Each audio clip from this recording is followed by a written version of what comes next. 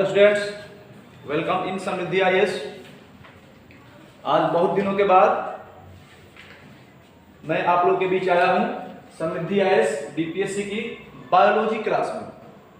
देखिए, जैसा कि आप लोगों को पता है, किसी भी एग्जाम के लिए अगर साइंस के सेगमेंट का आप स्टडी करेंगे तो पिछले 10 साल के क्वेश्चन पेपर का स्टडी करने के बाद हम इस निष्कर्ष पे पहुंचे हैं कि साइंस से जो है 30 से 35 क्वेश्चन जो है निश्चित पूछे जाते हैं। ठीक है, 30 से 35 क्वेश्चन जो है साइंस में आपको पूछे जाएंगे और ये 30 से 35 जो क्वेश्चन होंगे उसमें न सिर्फ बायोलॉजी के बल्कि केमिस्ट्री और फिजिक्स से भी क्वेश्चन जो है वो पूछे जाते हैं।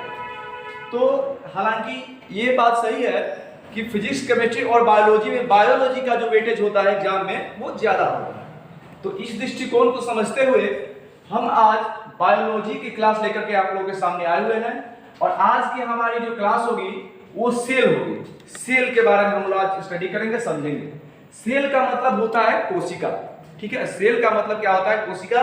तो आपको जब सेल पढ़ना है तो इसमें सेल के दो तरह के, यानी एनिमल सेल और प्लांट सेल, दोनों के बारे में स्टडी यहाँ पे आपको करना होगा। तो हम लोग सेल की क्लास को आज स्टार्ट करते हैं। देखिए, सबसे पहले यहाँ से पहले स्टार्टिंग में ही क्वेश्चन क्या बनता है कि स्टडी ऑफ सेल यानी कोशिका के अध्ययन को क्या कहा जाता है? स्टडी ऑफ सेल यानी कोशिका के अध्ययन को क्या कहा जाता है? तो स्टडी ऑफ सेल साइटोलॉजी कहलाता है। साइटोलॉजी को स्टडी ऑफ सेल कहा जाता है। पहला क्वेश्चन यहीं से मिल जाता है। सबसे बड़ी बात कि सेल है क्या, व्हाट इज सेल, ये जानना जरूरी हो जाता है। तो सेल क्या है? तो cell is the structural and functional unit of body. ठीक है, सेल क्या है? तो किसी भी शरीर का संरचनात्मक एवं क्रियात्मक इकाई जो होती है उसी को सेल कहा जाता है। यानी cell is the structural and functional unit of the body. ठीक है, यानी किसी भी बॉडी का क्या होता है? संरचनात्मक एवं कार्यात्मक इकाई। स्ट्रक्चरल यानी आप क्या लिखेंगे? संरचनात्मक एवं कार्यात्मक इकाई। इसको आप लोग हिंदी वाले लिख सकते हैं संरचनात्मक एवं कार्यात्मक। ठीक है, कार्यात्मक इकाई जो होता है वो सेल कहलाता है। अब बात है कि डिस्कवरी ऑफ सेल, सबसे पहले सेल को किसने देखा? सबसे पहले कोशिका को किसने देखा? तो रॉबर्ट हुक ने। ठीक है, रॉबर्ट हुक ने सेल को सबसे पहले देखा था। ठीक है, जो रॉबर्ट हुक हैं उन्होंने ही सेल को खोजा था सबसे पहले और सेल को इन्होंने देखा था। तो इन्होंने जो सेल देखा था यानी रॉबर्ट हुक ने जो सेल देखा था वो डेड सेल था। क्या था? डेड सेल यानी मृत कोशिका थी। ठीक है, रॉबर्ट हुक ने जो सेल खोजा था वो क्या था? मृत कोशिका थी, डेड सेल था। यानी Robert Hooke saw a dead cell in a cork. उन्होंने क्या देखा था? एक कॉर्क में देखा था। रॉबर्ट हुक ने कॉर्क में क्या देखा था? ऐसी संरचना देखी थी इन्होंने। ठीक है, रॉबर्ट हुक ने ऐसी संरचना देखी थी। ठीक है, कॉर्क में। ठीक है, रॉबर्ट हुक ने क्या किया था? कॉर्क में देखा था। ठीक है, कॉर्क में इन्होंने क्या देखा था? ऐसे स्ट्रक्चर में। कॉर्क में इन्होंने सबसे पहले क्या देखा था? डेड सेल को देखा था। और कैसे देखा था? तो लाइक ए हनीकॉम्ब स्ट्रक्चर। ठीक है, यानी मधुमक्खी के छत्ते की तरह देखा था। तो अगर पूछा जाए कि मृत सेल को किसने खोजा था या फिर सेल को जो खोजा था रॉबर्ट हुक ने, तो वो कौन सा सेल था? तो वो डेड सेल था। ठीक है, तो रॉबर्ट हुक ने डेड सेल को खोजा था। ठीक है, जैसे ये कॉर्क में देखा था इन्होंने, कॉर्क में, और इसी को इसने क्या कहा था? उन्होंने सेलुला कहा था। सेलुला से आपको सेल मिला। और ये जो सेल का जो बाहरी आवरण है इसको उन्होंने क्या कहा? तो सेल वॉल कहा। सेल वॉल को क्या कहते हैं? सेल वॉल को आप लोग कोशिका भित्ति कहते हैं। कोशिका भित्ति। तो एक क्वेश्चन और आ गया सामने। सेल को तो रॉबर्ट हुक ने खोजा, सेल वॉल को किसने खोजा? तो सेल वॉल यानी कोशिका भित्ति को भी रॉबर्ट हुक ने ही खोजा था। ठीक है, कोशिका भित्ति को भी रॉबर्ट हुक ने ही खोजा था। और कहां देखा था? तो कॉर्क में देखा था। कैसे देखा था? तो लाइक ए हनीकॉम्ब स्ट्रक्चर यानी मधुमक्खी के छत्ते की तरह। ठीक है, लाइक ए हनीकॉम्ब स्ट्रक्चर। ठीक है, तो रॉबर्ट हुक ने क्या देखा? डिस्कवरी ऑफ सेल यानी कोशिका को किसने खोजा? तो रॉबर्ट हुक ने खोजा। कैसी कोशिका उन्होंने देखी? तो उन्होंने डेड सेल को देखा यानी मृत कोशिका को देखा। कैसे देखा? तो कॉर्क में देखा। ठीक है, कैसे देखा उन्होंने? तो कॉर्क में देखा। और कैसे देखा, तो लाइक ए हनीकॉम्ब स्ट्रक्चर यानी मधुमक्खी के छत्ते की तरह देखा। ठीक है, तो इस तरह से इन्होंने किसकी खोज की थी, रॉबर्ट हुक ने डेड सेल की खोज कर दी। अब आप अपने सामने जितने भी चेयर देखिएगा, जितने भी टेबल देखिएगा, ये सभी जो है टेबल है, चेयर है, मेज है, कुर्सी है, that's all are made up of dead cell. वे सभी जो है वो मृत कोशिकाओं की बनी होती है। जैसे ये मार्कर मेरे हाथ में है, ये भी सेल का बना होता है, लेकिन ये जो सेल से बना है वो सेल क्या कहलाता है, तो वो सेल जो है मृत कोशिका का बना होता है। ठीक है, तो यहाँ पे आपने देखा कि रॉबर्ट हुक ने क्या खोजा, तो रॉबर्ट हुक ने मृत कोशिका की खोज की थी। किसमें खोज की थी, तो कॉर्क में खोज की थी। और किस तरह से देखा था, तो लाइक ए हनीकॉम्ब स्ट्रक्चर, मधुमक्खी के छत्ते की तरह उन्होंने क्या किया था, देखा था। ठीक है, अब इन्होंने रॉबर्ट हुक ने मृत कोशिका के रूप में से देखा था, इसके साथ ही इन्होंने एक पुस्तक भी लिखी थी। रॉबर्ट हुक ने एक पुस्तक लिखी थी जिस पुस्तक का नाम है माइक्रोग्राफिया। नोट कर लीजिएगा, माइक्रोग्राफिया। ठीक है, रॉबर्ट हुक ने जो पुस्तक लिखी थी उस पुस्तक का नाम क्या है, माइक्रोग्राफिया। माइक्रोग्राफिया। ठीक है, क्वेश्चन अगर पूछा जाए कि रॉबर्ट हुक ने कौन सा पुस्तक लिखा था, तो माइक्रोग्राफिया लिखा था उन्होंने। ठीक है, तो आप समझ गए कि सेल को किसने खोजा, तो रॉबर्ट हुक ने खोजा। रॉबर्ट हुक ने कैसा सेल देखा था, तो उन्होंने मृत सेल देखा था, यानी कि डेड सेल देखा था, मृत कोशिका को देखा था। और रॉबर्ट हुक ने कौन सी पुस्तक लिखी थी, तो माइक्रोग्राफिया लिखी थी। कैसे देखा था, तो कॉर्क में देखा था। किस तरह से, तो लाइक ए हनीकॉम्ब स्ट्रक्चर, मधुमक्खी के छत्ते की तरह। और सेल वॉल की खोज किसने की थी, तो वो भी रॉबर्ट हुक ने की थी। आगे देखिए, फर्स्ट लिविंग सेल यानी सबसे पहले जीवित कोशिका की खोज किसने की थी। First living cell was discovered by Antonie Leeuwenhoek. ठीक है, एंटनी लेवेनहॉक जो थे उन्होंने सबसे पहले लिविंग सेल को देखा, यानी जीवित कोशिका को देखा। और इन्हीं को क्या कहता है, तो फादर ऑफ माइक्रोबायोलॉजी। एंटनी लेवेनहॉक को ही क्या कहा जाता है, इनको कहा जाता है फादर ऑफ माइक्रोबायोलॉजी, यानी सूक्ष्म विज्ञान के पिता। सूक्ष्म विज्ञान के पिता। ठीक है, सूक्ष्म विज्ञान के पिता किसको कहा जाता है, तो एंटनी लेवेनहॉक को कहा जाता है, जिन्होंने 1674 ईस्वी में सबसे पहले लिविंग सेल को देखा था, जीवित कोशिका को उन्होंने देखा था। ठीक है, अब कोशिका को मैंने बताया कि क्या है, तो स्ट्रक्चर एंड फंक्शनल यूनिट है, यानी कोई भी बॉडी है, कोई भी शरीर, उसकी सबसे छोटी इकाई जो होती है वही क्या कहलाती है, कोशिका कहलाती है, सेल कहलाती है। अब ये सेल से क्या बनता है, तो टिश्यू बनता है। जैसे आप देखिए कोई मकान बनता है तो क्या बनता है, पहले ईंट होता है। ठीक है, कई सारे ईंट जोड़ते हैं तो अब जाकर के क्या बनता है, दीवार बनता है। और तब कई सारे दीवार जुड़ते हैं तो जाकर के घर बनता है। वैसे ही क्या है, सेल बनता है, सेल से टिश्यू बनता है, टिश्यू से ऑर्गन बनता है, ऑर्गन से ऑर्गन सिस्टम बनता है, और ऑर्गन सिस्टम से क्या बनता है, तो बॉडी बनता है। ठीक है, ऑर्गन सिस्टम से क्या बनता है, यहाँ पे बॉडी बनता है, यानी शरीर बनता है। ठीक है, यानी कोशिका के जब बहुत सारी कोशिकाएं मिलती हैं तो उत्तक बनता है, फिर उत्तक मिलते हैं तो अंग बनता है, अंग मिलता है तो अंगतंत्र, और फिर शरीर जाकर के बनता है। ठीक है, उसके बाद क्या हुआ कि न्यूक्लियस, सेल के अंदर में कोई भी कोशिका होती है तो उसके सेंटर में क्या होता है, एक न्यूक्लियस होता है, केंद्रक होता है। तो केंद्रक को किसने डिस्कवर किया, ठीक है, न्यूक्लियस इन सेल, यानी कि कोशिका के अंदर न्यूक्लियस को, केंद्रक को किसने खोजा, तो रॉबर्ट ब्राउन ने। ठीक है, रॉबर्ट ब्राउन ने क्या खोजा था, तो सेल के अंदर, कोशिका के अंदर केंद्रक की खोज की थी। तो आप इसको याद रखिएगा कि रॉबर्ट ब्राउन ने किसको खोजा था, तो केंद्रक को खोजा था। कहां खोजा था, सेल में। तो किस सेल में खोजा था, तो ऑर्किड में खोजा था। नोट कर लीजिएगा, रॉबर्ट ब्राउन ने सेल के अंदर न्यूक्लियस को खोजा था, और कहां खोजा था, तो ऑर्किड के अंदर खोजा था। ठीक है, ऑर्किड के अंदर रॉबर्ट ब्राउन ने इसको खोजा था। डार्क ब्राउन कलर का स्ट्रक्चर, न्यूक्लियस जो होता है, जो केंद्रक होता है सेल के अंदर, वो कैसा होता है, तो डार्क ब्राउन कलर का स्ट्रक्चर होता है। तो आप इससे भी रिलेट करके आप इसको याद रख सकते हैं। डार्क ब्राउन कलर का होता है न्यूक्लियस, तो इसको किसने खोजा, तो रॉबर्ट ब्राउन साहब ने खोजा था। ऐसे आप इसको रिलेट करके देख सकते हैं, याद रख सकते हैं। उसके बाद आता है सेल थ्योरी। सेल थ्योरी को कहा जाता है कोशिका सिद्धांत। ये कोशिका सिद्धांत क्या है, व्हाट इज सेल थ्योरी। तो दो साइंटिस्ट का नाम आप लोगों ने सुना होगा, दो साइंटिस्ट थे जिनका नाम था शेल्डन और स्वान। ठीक है, शेल्डन और स्वान दो साइंटिस्ट थे, एक बोटनिस्ट थे और एक जो थे वो जूलॉजिस्ट थे। बोटनिस्ट का मतलब हो जाता है कि वनस्पति विज्ञान के पिता, यानी वनस्पति विज्ञान के जानकार थे वो।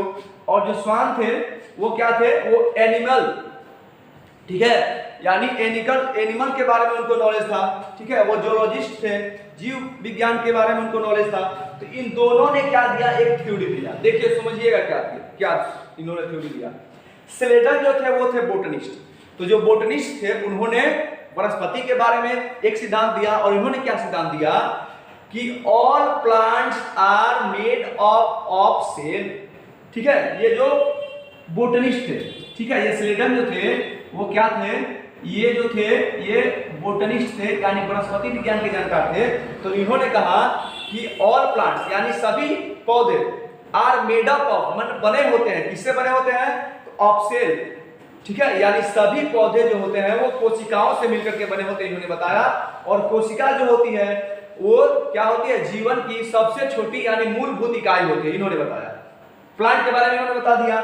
और स्वान जो थे इन्होंने क्या बताया, तो इन्होंने जंतु विज्ञान के बारे में बताया कि जंतु जो होते हैं यानी all animals are made up of cell and cell is the basic unit of life. यानी इनके कहने का मतलब हुआ कि सभी जानवर जो होते हैं वो कोशिकाओं से मिलकर के बने होते हैं, ठीक है, और कोशिका जो है वो जीवन की मूलभूत इकाई है।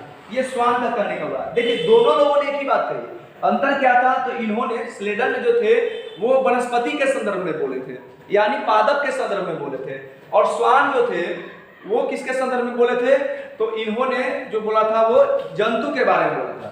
तो बात तो एक ही थी, लेकिन अंतर यही था कि ये जंतु के बारे में बोले थे, ये पादप के बारे में बोले थे।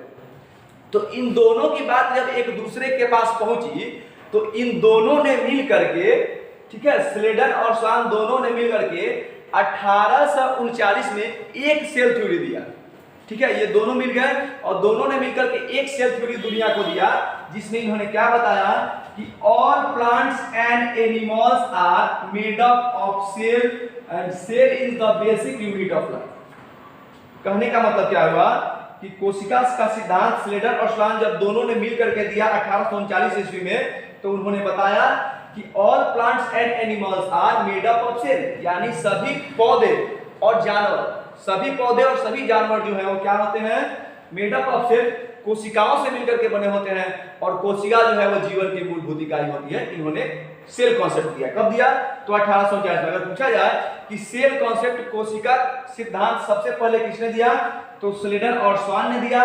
स्लेडन बोटनिस्ट थे, स्वान जो थे वो जूलॉजिस्ट थे, और ये दोनों ने 1839 में सिद्धांत दिया। क्या सिद्धांत दिया, तो आपके सामने लिखा हुआ है, all plants and animals are made of cell and cell is the basic unit of life, यानी कि सभी पादप और सभी जानवर जो है वो कोशिकाओं से मिलकर के बने होते हैं, और कोशिका जो है वो जीवन की मूलभूत इकाई है। ये इन्होंने दिया क्या, सेल थ्योरी, कोशिका का सिद्धांत। उसके बाद आया सेल, लेकिन इन्होंने एक चीज नहीं बताया, ये तो बता दिया कि पादप और जानवर जो है वो सेल से बने होते हैं, यानी एक सेल से बड़ा सेल बनता है, यानी एक सेल से क्या बनता है, प्लांट बन जाता है या फिर एनिमल बन जाता है। यानी एक सेल से मिलियन ऑफ सेल बनते हैं, वाले एक सेल, उसके बाद 2 सेल, 4 सेल, 5, 10 सेल, ऐसे मिलते जाते तब ना एक बड़ा बॉडी तैयार होता है, ठीक है।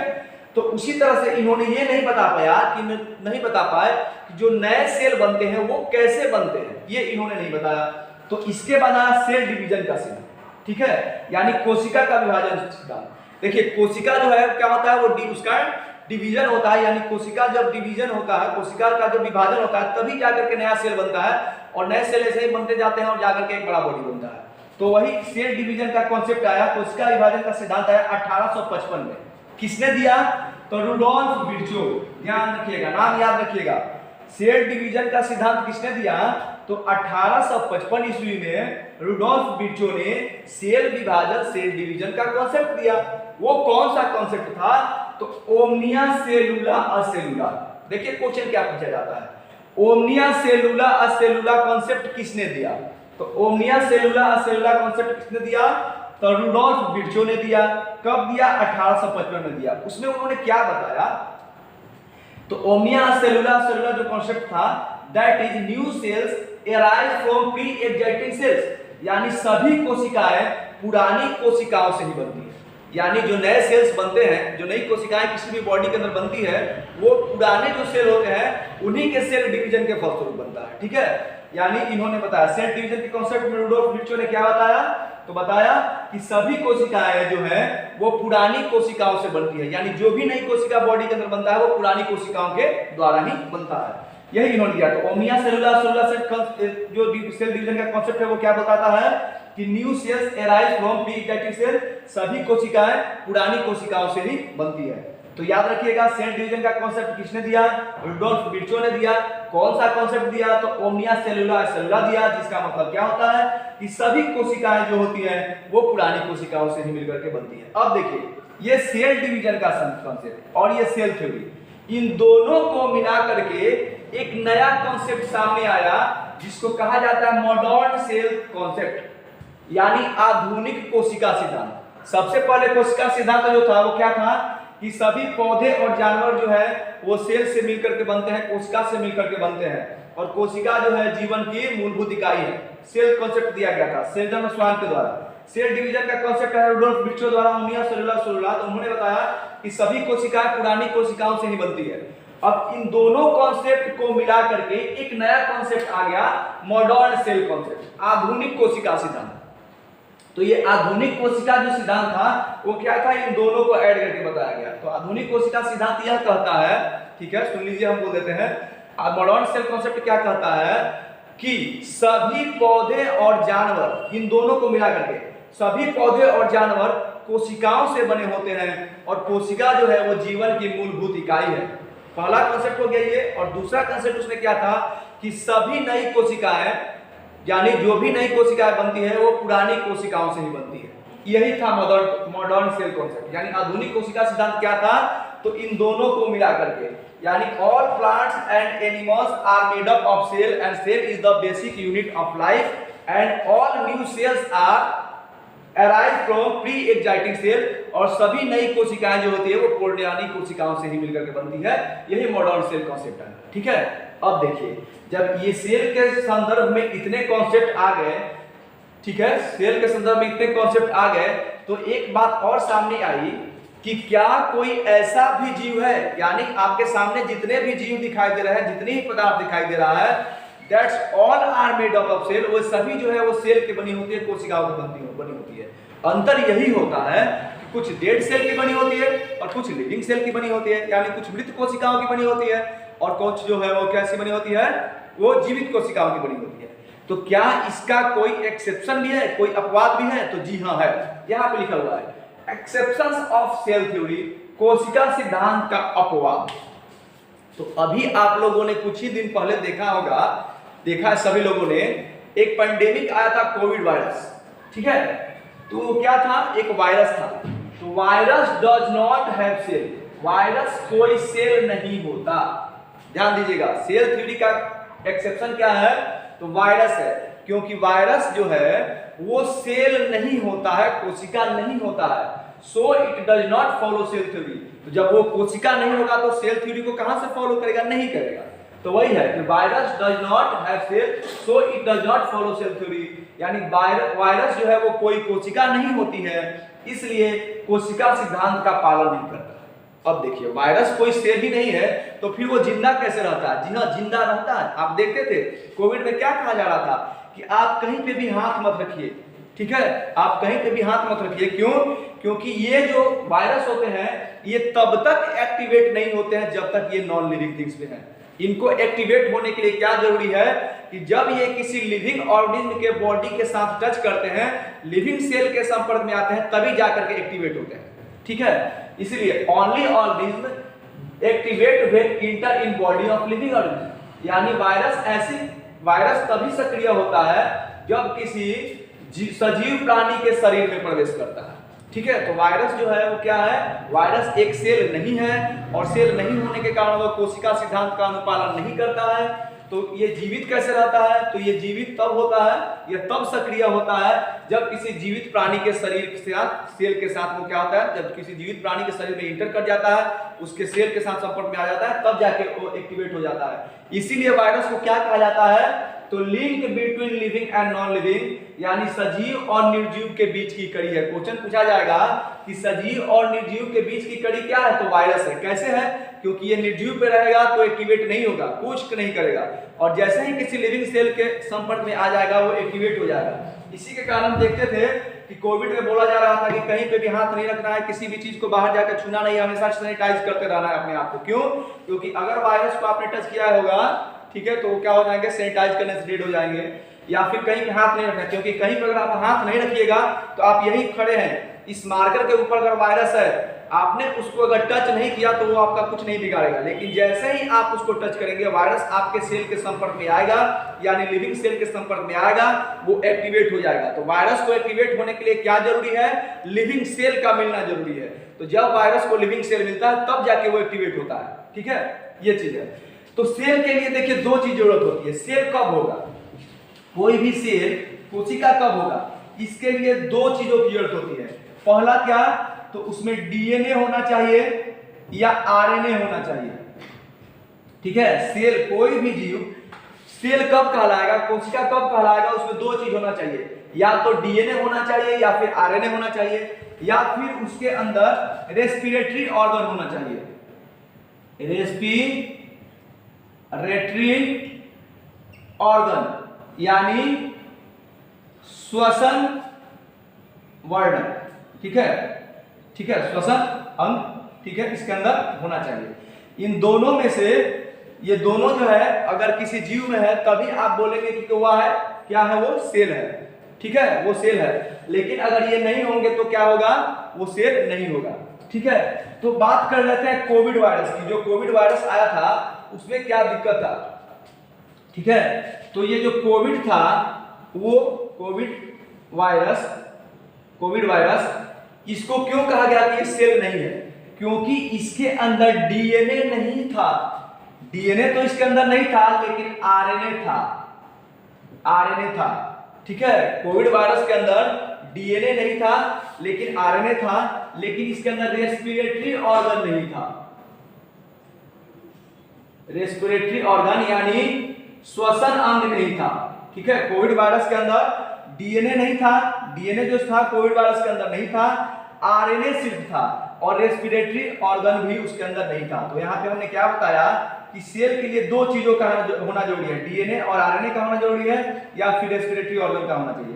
तो इसके अंदर रेस्पिरेटरी ऑर्गन कोविड वायरस के अंदर नहीं था और डीएनए भी नहीं था, इसीलिए क्या होता है, वायरस जो होता है वो क्या होता है, वो सेल नहीं होता है, क्योंकि उसके अंदर डीएनए भी नहीं होता, रेस्पिरेटरी ऑर्गन भी नहीं होता है, लेकिन आरएनए होता है। और यही आरएनए होने के कारण जो है, जैसे ही किसी लिविंग ऑर्गेनिज्म के संपर्क में, टच में आता है वायरस, जो वायरस आता है तो वो एक्टिवेट होता है और सेल के न्यूक्लियस में चला जाता है, और वहां जाने के बाद वो क्या करता है, जो इसमें के अंदर आरएनए होता है वो अपना मिलियन ऑफ कॉपी बना लेता है, और तब उस सेल के अंदर, उस बॉडी के अंदर अपना साम्राज्य स्थापित कर लेता है, और उस बॉडी को अपने अंदर क्या करता है, अपने शिकंजे में ले लेता है, और उसको, यानी जो व्यक्ति जिस सेल के संपर्क में वो आता है वायरस, वो उसको क्या करता है, अपने कंट्रोल में ले लेता है। यही कोविड वायरस के साथ था। कोविड वायरस के अंदर डीएनए नहीं था, सिर्फ आरएनए था, और रेस्पिरेटरी ऑर्गन भी उसके अंदर नहीं था, ठीक है। अब कुछ इसके सेल से जुड़े हुए कुछ फैक्ट्स हम देख लेते हैं। यानी सेल को मापा किसमें जाता है, सेल को माइक्रोन में मापा जाता है। देखिए सेल का जो साइज होता है, सेल का साइज यानी कोशिका का आकार, कोशिका का आकार को किसमें मापा जाता है, तो माइक्रोन में मापा जाता है, माइक्रोन में, माइक्रोमीटर में, माइक्रोन या माइक्रोमीटर में इसको मापा जाता है। उसके बाद सबसे बड़ा यानी largest and heaviest, largest note कर लीजिएगा, लार्जेस्ट एंड हेवीएस्ट सेल जो है वो किसको कहा जाता है, यानी सबसे बड़ा एवं सबसे भारी कोशिका क्या होता है, तो ऑस्ट्रिच का एग, यानी शुतुरमुर्ग का जो अंडा होता है, ऑस्ट्रिच का जो एग होता है वो सबसे बड़ा और सबसे भारी कोशिका होता है, यानी लार्जेस्ट और हेवीएस्ट सेल ऑस्ट्रिच एग होता है। उसके बाद दूसरा फैक्ट है कि सबसे छोटी कोशिका यानी स्मॉलेस्ट सेल, सबसे छोटी कोशिका क्या होती है, तो माइकोप्लाज्मा गैलीसेप्टिकम। नोट कर लीजिएगा ये सब फैक्ट, क्वेश्चन से पूछे जाते हैं, ठीक है। तो सबसे छोटी कोशिका स्मॉलेस्ट सेल कौन होगा, तो माइकोप्लाज्मा गैलीसेप्टिकम। माइकोप्लाज्मा गैलीसेप्टिकम जो है माइकोप्लाज्मा गैलीसेप्टिकम जो है वो स्मॉलेस्ट सेल है, सबसे छोटी कोशिका है। नेक्स्ट फैक्ट क्या है कि सबसे लंबी कोशिका यानी लॉन्गेस्ट सेल जो है वो क्या है, तो लॉन्गेस्ट जो सेल है वो नर्व सेल कहलाता है। ठीक है, जो नर्व सेल होता है ह्यूमन न्यूरॉन, ठीक है, उसी को क्या कहा जाता है कि वो लॉन्गेस्ट सेल है। तो सबसे लंबी कोशिका लॉन्गेस्ट सेल क्या है, तो नर्व सेल को कहा जाता है, ह्यूमन न्यूरॉन को कहा जाता है। उसके बाद देखिए लार्जेस्ट सेल इन ह्यूमन यानी कि मनुष्य के अंदर सबसे बड़ी कोशिका क्या होती है, तो ओवम होता है, डिंब होता है, जिसको अंडाणु भी कहा जाता है। तो ह्यूमन के अंदर सबसे लंबी कोशिका यानी सबसे बड़ी कोशिका लार्जेस्ट सेल इन ह्यूमन, मानव में सबसे बड़ी कोशिका क्या होता है, तो वो होता है ओवम यानी डिंब या अंडाणु। Next smallest cell in human, मानव में सबसे छोटी कोशिका क्या होती है, तो वो होता है स्पर्म और शुक्राणु, स्पर्म या शुक्राणु। ठीक है, सबसे भारी एवं सबसे बड़ा और भारी कोशिका ऑस्ट्रिच का एक, सबसे छोटी कोशिका माइकोप्लाज्मा गैलीसेप्टिकम, सबसे लंबी कोशिका नर्व सेल।